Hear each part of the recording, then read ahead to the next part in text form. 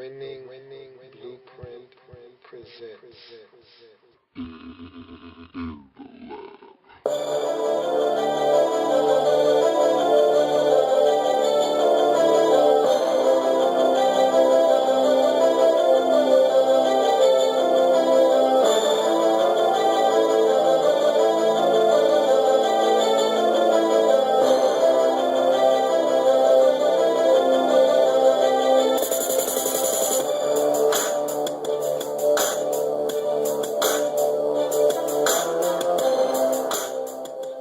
In the Lab Room, Washington Redskins.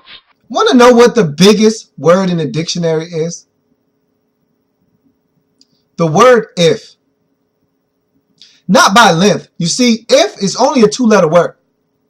Many of you would say, well, no. The biggest word in the dictionary is no. The word no. And that holds merit, but I would argue against you and tell you that no. No is not the biggest word. It's not even the biggest two-letter word. That distinction goes to the word if. And the reason I say that is because if has wide-ranging meanings. No is a definite. There is no but. Once I say no, that means not happening. No. End of discussion. But if leaves so many different avenues to be explored. Then when you couple the word if with what, now you have a dangerous combination that has limitless possibilities, limitless outcomes. For instance, what if Robert Griffin III never gets injured against the Baltimore Ravens? What if Robert Griffin III doesn't re-injure himself against the Seattle Seahawks? What if? You always leave yourself thinking that. What if? What this season could have been. What if? And that's why the word if is such a big word. Only two letters, but it holds such meaning. Because you never want to ask yourself, what if? Only if the Redskins could have ...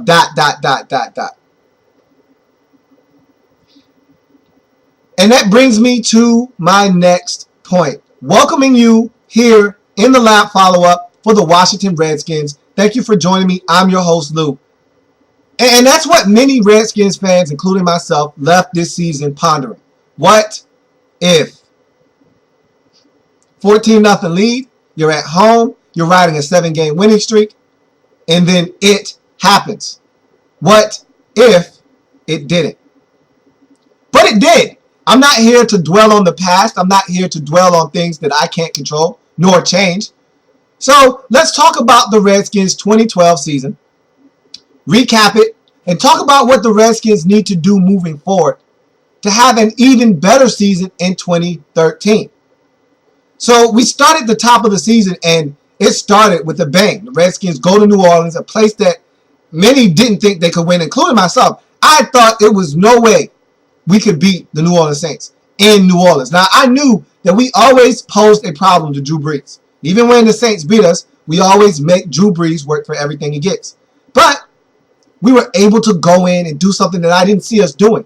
Score 40 points. When's the last time the Redskins have been able to do that? So the season started with a bang. But the Redskins were up and down at the beginning of the season. Starting the season 3-3. Before dropping their next 3 games and ending up 3-6 going into their bye. And it was a long bye week, to say the least. Losing to a 1-6 Carolina Panthers team at home and really looking very uninspired in doing so. This season looked like it was heading on a crash course to nowhere. Another 6-10, 5-11 season seemed to be on the horizon as the bye week commenced. A 3-6 record, no hope. Your coach doesn't give up on the season, but it sounds like he is dangerously close. And I raised my hand because I had given up on the season. I thought we were done. We were dead in the water. You can't lose at home to a bad Carolina Panthers football team and expect to do anything. You're not a good team when you can't take care of business at home against inferior opponents. And we lost to a very bad team. It looked like this season was heading nowhere fast. In starting 3-6, the Redskins looked to be in disarray. This team looked uneven. The offense seemed to be out playing carefree and loose football, really getting it done. Meanwhile, the defense looked like they were playing with the weight of the world on their shoulders. Really struggling, guys being in wrong positions, giving up big plays left and right. The Redskins were one of the worst defenses in the National Football League through the first half of the season. Teams were really exploiting the Redskins in the passing game. Injuries, suspensions, and things of that nature really took a toll on this Redskins defense early in the season. And this much maligned secondary was really being hammered early on as teams were passing for 300 and 400 yards left and right all over the Redskins en route to winning games, scoring a lot of points, and really putting the pressure and onus on the offense to outscore opposing offenses because the Redskins defensively could not stop anyone. This team looked lost. They didn't look like a team with an identity. And then Robert Griffin III stepped up on the bye week, said that this season was not over. We aren't giving up. We're going to push forward, and we're going to make a run at the postseason. Sounds just like a lot of gibberish, a lot of coach speak, a lot of motivational talk. A rookie just trying to amp up his team and get them to believe and not give up. To get a fan base to continue to come out and support the team even though you're 3 games under 500. It just seemed like the right thing to say. But the Redskins, one by one, started to win football games en route to a 7-game winning streak. One that saw the Redskins not only make the postseason, finishing with a mark of 10-6, but leapfrog every single team in the NFC East and win the NFC East division as your 2012 NFC East champions. So the Redskins, hot off of a 7-game winning streak, go into the playoffs as one of the hottest teams in the National Football League. The Denver Broncos were the hottest, riding an 11-game winning streak going into the postseason. The Redskins weren't too far behind, riding a 7-game winning streak. But they were playing a team who was just as equally hot as them in the Seattle Seahawks, who had won their last 7 out of 8. And so this was going to be a tough matchup. 2 rookie quarterbacks, very athletic, very strong arms, who can get it done, who have gotten it done all season long, facing off against each other. One, 100% healthy in Russell Wilson. The other, very banged up in Robert Griffin III, coming into the game sporting a very bulky knee brace. One that he earned during a game against Baltimore, where he ran and scrambled during the latter stages of that game, trying to help the Redskins come back and win that football game, was hit awkwardly by Haloti Ngata, had his knee hyperextended, and sprained his MCL and his PCL. And so Robert Griffin III was banged up. But he was able to play the last 2 games of the regular season and didn't do any further damage. And so, thus, the Redskins thought he was ready to go, and they were ready to give him more of the offense.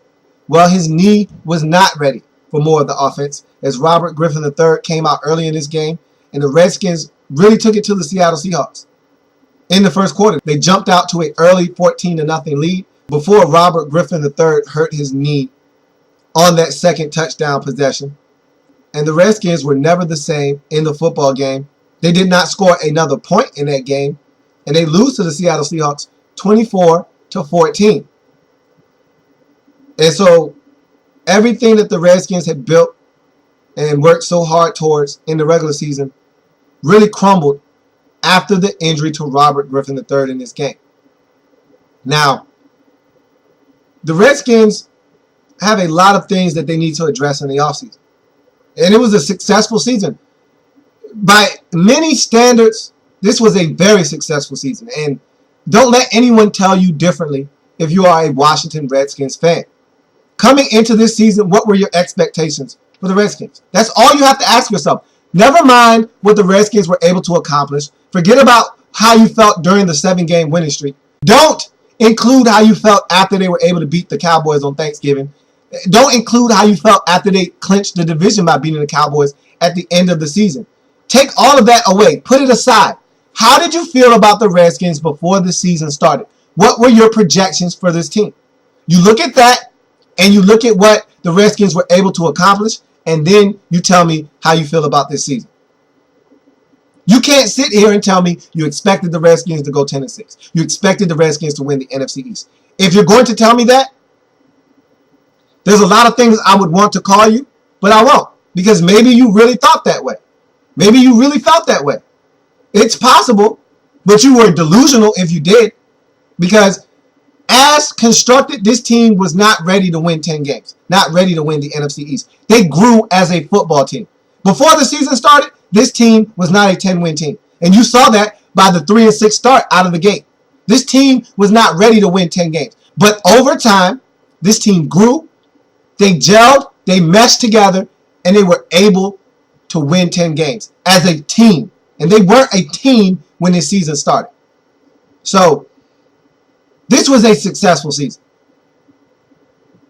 This was a successful season by anyone's standard. I don't care who standards they are. This was a successful season. Now, of course, after winning the division, after winning 10 games, after riding a 7-game winning streak into the postseason, yeah, you would have liked this thing to have gone a lot further.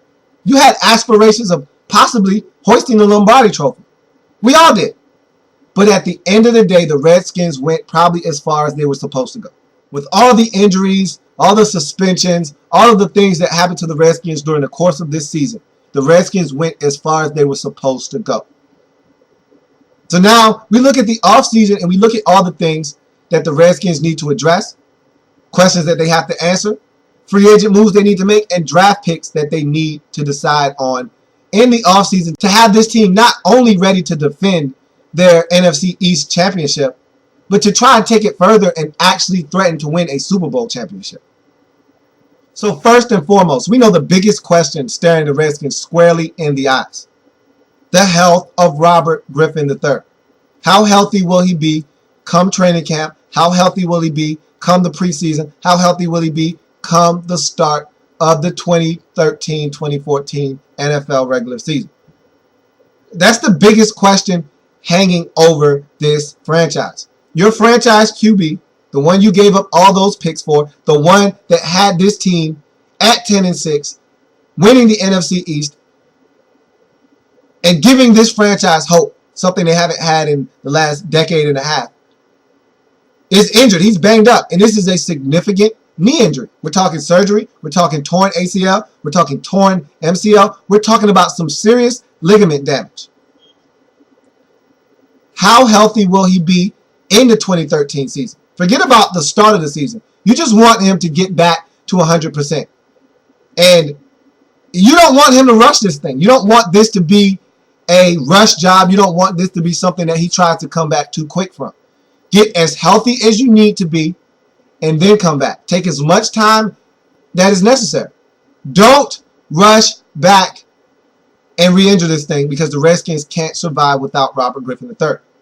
Now, the Redskins have other questions to ask. Can they duplicate what they did on offense a season ago? A lot of it is predicated by the health of Robert Griffin III. We just talked about that. Will he be ready to go next season? How effective will he be when he comes back next season? Because the Redskins were number one in rush offense, powered by Robert Griffin III and Alfred Morris, that two-headed monster running the football. Alfred Morris, as we know, gained over 1,600 yards in his rookie campaign, set the Redskins rushing record for a single season in rush yards. And so the Redskins were number one in the league in rushing offense. They were number two in rushing touchdowns. So the Redskins were very dynamic on offense. The Redskins were fourth in the league in points scored per game at 27.2. Can the Redskins duplicate these numbers? These are all significant numbers. Numbers that the Redskins haven't seen the likes of in years. Can the Redskins do that again? Or was that a fluke? Was this season an anomaly? And will the Redskins go back to being a team that scraps together, pieces together, 20, 17 points? Can the Redskins do what they did a season ago again next year?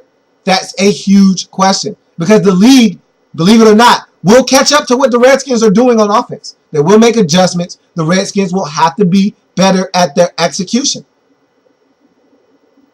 This defense, can they do what they did last season again? Now, the Redskins only had 31 sacks. A lot of that had to do with the absence of Brian Orakpo. And so, will the Redskins be a better and more efficient team at getting to the quarterback in 2013? That remains to be seen, but they need to get more pressure on the quarterback. That's part of the reason why this Redskins team gave up so many yardage, gave up so much points per game. The Redskins gave up 24.2 points a game. That was 22nd in the league. You can't give up that many points and win except when your offense is dynamic and you're scoring 27 a game. That's what bailed the Redskins out in this season. The ability for the offense to score points. But guess what? The offense was able to score those points because the defense was getting turnovers. Now, the Redskins were third in the National Football League with 21 interceptions on the season. They forced turnovers. The Redskins were a plus 17 in the turnover differential. That's a huge number. When's the last time the Redskins were plus 17, plus anything in the turnover differential? The Redskins are a team that rarely gets interceptions, that rarely forces you to turn the football over, and they're a team that turns the football over themselves. Plus 17 is absolutely outstanding, and the Redskins were plus 17 in the turnover ratio department. Can the Redskins duplicate that again in 2013? Again, it remains to be seen, but these are all things you have to ask yourself because the Redskins had a huge second half, and a lot of it was based off of the fact that the Redskins defense got better. They forced a lot of turnovers, and the offense turned those turnovers into points. Can the Redskins have 4 defensive touchdowns again? That's what they had in 2012. When's the last time you can remember the Redskins having more than 2 defensive touchdowns in a season, let alone 4? The Redskins were a team that really forced you to make mistakes in the 2012 season. And when you made those mistakes, they capitalized off of those mistakes. Can the Redskins be a team that does that every single year? Not just one year, a flash in the pan effort. Can they be a team that consistently forces you into mistakes and takes advantage of those mistakes? We will see. 1 year, it's luck. 2 years, it's a trend. Let's see if the Redskins can turn this into a trend. Because right now, we're not sure. It all sounds good. It all looks good on paper. Can the Redskins do it again? That's the question. Can the Redskins be that proficient on offense? Can the Redskins be a bend but don't break defense again? Can the Redskins find a way to force you into mistakes, get turnovers, turn it back to the offense and allow them to work? Can the Redskins do that again in the upcoming season? Keep in mind that turnovers are huge in the National Football League. And when you are the most careful with the football in the National Football League, as the Redskins were in the 2012 season, Redskins were first in the NFL with the least amount of turnovers with only 14 on the season. We took care of the football. And you forced 31, which gives you that turnover differential of plus 17. When you do that, you're going to find yourself in a lot of football games with a chance to win. And that's all you can ask for is a chance to win in the fourth quarter. And when you don't turn it over, guess what you're going to have? A chance to win in the fourth quarter. So Redskins need to try and duplicate all of these things in order to have success again in 2013. I mean, Robert Griffin III only threw 5 interceptions. Again, tops in the National Football League. Taking care of the football should always be your primary goal as an offense, and the Redskins were the best at it in the National Football League. But let's talk about this defense for a second. A lot of questions on that side of the football need to be answered for this Redskins team to take the next step. Will London Fletcher be back is your first question. I think we all know the answer to that, but you can never be too sure. But I don't think London Fletcher is going anywhere. I think London Fletcher will be back in the fold in the offseason. He'll be back at Redskins Park come training camp. And we'll go from there. But you always have to think in the back of your mind, how long can he play at such a high level? He's 38 years old. how much longer can you get that kind of production out of London Fletcher? You got to ask yourself, is he going to wake up one morning during the regular season and just feel old? Not be able to run as fast anymore, not be able to jump as high anymore? Because it can happen. It does happen. We see it all the time. We need guys like Keenan Robinson to step up and be ready to fill those voids just in case something does occur. But another question that I have on defense, all of you should have the same question. And I posed this question, and a buddy of mine and a dear friend of the show posted a question and really posed a question to me that got me thinking. Rob Jackson, Brian Orakpo. Now look, the Redskins aren't doing anything with Brian Orakpo, so get that out of your minds. The question that was asked to me was, hey, how do you feel about trading Brian Orakpo? And honestly, I wasn't against it. I was actually all for it because I don't like to give up on talent and potential. And I see it in Brian Orakpo. But he's a one-trick pony that doesn't seem like he's going to change. And he doesn't make plays. And Rob Jackson does. Rob Jackson had 4 interceptions on the season. He forced 2 fumbles, recovered a fumble, and was a catalyst for this Redskins team down the stretch. And a huge part of that 7-game winning streak. I mean, you can sit back and recollect all the big plays that Rob Jackson made in this season. Now, take this season and the second half. Let's just talk about the second half of the season. And take Brian Orakpo's whole career. And think of how many big plays Brian Orakpo's made. Versus Rob Jackson in the second half of just this season alone. Can't really think of any, can you, that Brian Orakpo has made. And so it makes you think. It makes you wonder, can we survive without Brian Orakpo? We can. We would. We have. But I don't think we should. But that doesn't mean that we need to let Rob Jackson walk away. Rob Jackson is a free agent. And I think we need to make sure that he's back in Washington. But the thing that you have to ask yourself is, how will he get on the field? If Brian Orakpo comes back 100% healthy, which I assume he will, he was out for most of the season, out since week 2. He'll have all of the offseason, plus he's already had all of the regular season to repair that shoulder and get it stronger. I don't see him coming back anything less than 100%. So if he's ready to go, we know Kerrigan is our Iron Man, along with London Fletcher. They don't miss time. And Kerrigan rarely comes off of the field. And if Orakpo is staying on the field at all times, how is Rob Jackson going to find his way onto the football field? Now, the Redskins will have to devise ways and schemes to get them both on the field at the same time. And I think that's possible because Rob Jackson needs to be in the game. He's stronger at the point of attack than Brian Orakpo. He makes plays. He can catch the football. He does things and brings an element to the game that Brian Orakpo just simply doesn't. And so I think that the Redskins need to give that thought, how they're going to find a way to get Rob Jackson on the field, because after a man performs like that for you, how can you take him off of the field? So that's another big question looming for this Redskins defense. What do you do at the linebacker position? Because London Fletcher could be gone, and Rob Jackson needs a spot on the field. Fix it. Find a way to make it work. Now, the biggest question mark on defense, as we all know, is the secondary. This secondary got better as the year progressed. However, we know that this secondary needs a heck of a lot of work. And D'Angelo Hall started to play better at the end of the year. Josh Wilson was pretty solid all year long. He had his moments where he was beat, but for the most part, he was solid.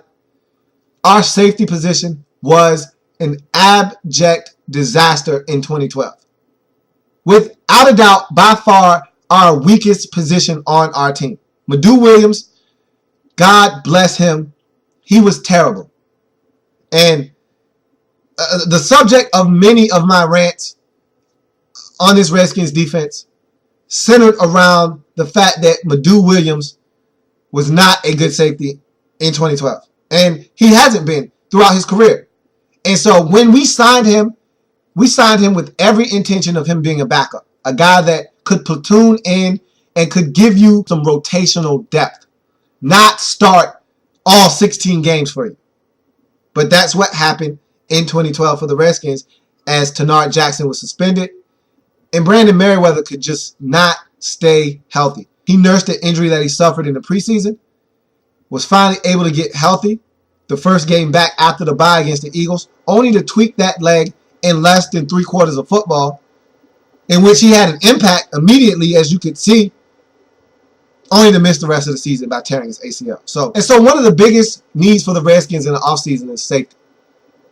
And I don't know how the Tenard Jackson situation will resolve itself, but as a Redskins fan, you can't allow yourself to really think that that's going to be a solution. He's been suspended at least 3 times for the same offense. So if he hasn't gotten the message by now, if he hasn't quit smoking weed by now, he's not going to stop. So I don't think as a Redskins fan, you can allow yourself to think that Tenard Jackson could be the answer at safety for us. So you got to move on. I just think the Redskins at some point have to realize that he might be a lost cause. He might enjoy smoking weed more than he enjoys playing football. And that might be the bottom line. You look at Brandon Merriweather, he's not a guy that's always injured. So give him a chance to mend, see what he does.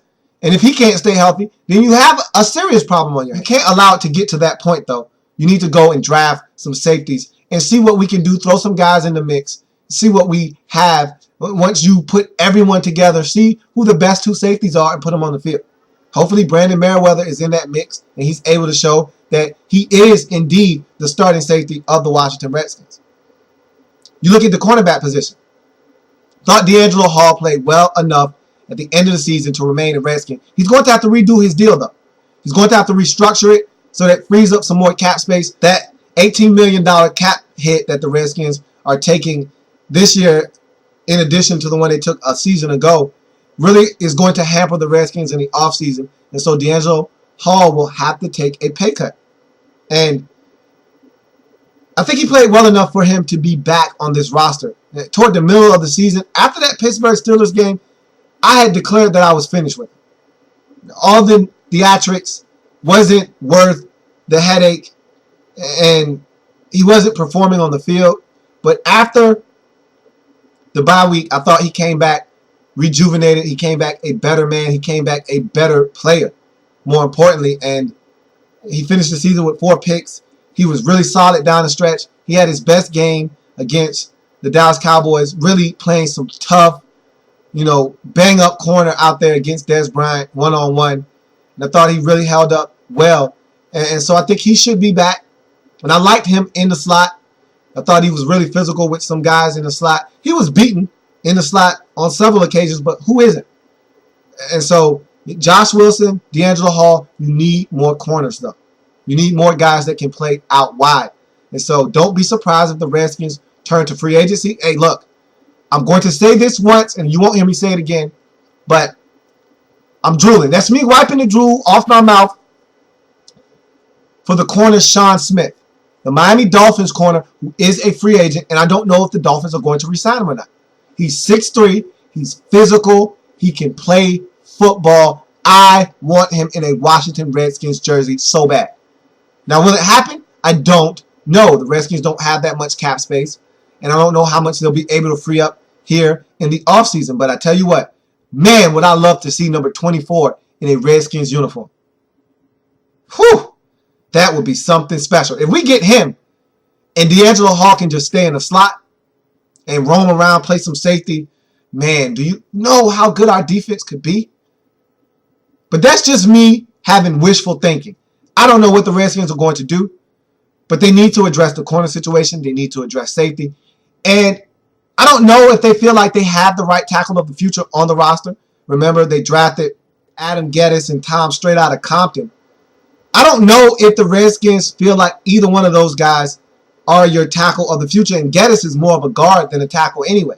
So, yeah, Tyler Columbus performed well in the 2012 season. And his offensive line as a whole performed really well. But at the end of the day, is Tyler Columbus really the answer at right tackle? I don't think we feel that way. I don't think any of you feel like Tyler Columbus is the best we can do at right tackle. And so, of all the positions on the field, of all the positions on the offensive line, I feel like the right tackle could use an upgrade, but none more than the safety position for the Redskins. That's probably your most pressing need going into the offseason, is finding an answer at the safety position. We could use more corners, but we have a lot of corners. Cedric Griffin's deal is up. Would love to have him back in the fold. I thought he played bang-up corner for us when he was healthy or not suspended. And so if the Redskins can find a way to get one guy in free agency, and look, we don't have as many picks as we should. We traded them away. And look, those are picks well spent. I would go back and do it again and again and again to get Robert Griffin III. So those are picks well spent, but we don't have a first-round pick. And with that selection in the second round, I think that needs to be a safety or a cornerback if you don't address that in free agency. Or a right tackle. Who knows? I think the Redskins have the luxury of getting some things ironed out and maybe taking the best player available. The Redskins at this point need to be acquiring playmakers, difference makers, guys that can come in and make plays. I don't care where at on the field. We need more sacks. So if you find a hybrid pass rushing specialist that's sitting there right in front of you, take him.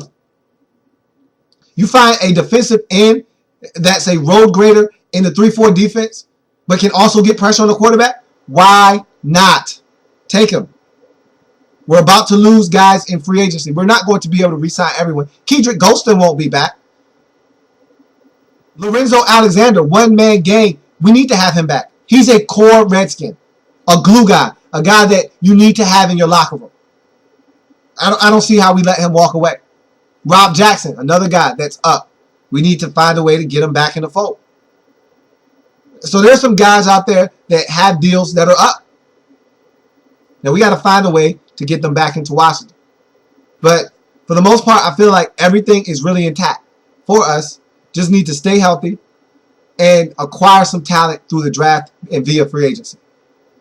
And so that'll do it for the Redskins Lab follow-up. I thank you for joining me here on this program. Join me tomorrow when we're talking about the 23rd team to select in the NFL draft this upcoming spring, the Minnesota Vikings.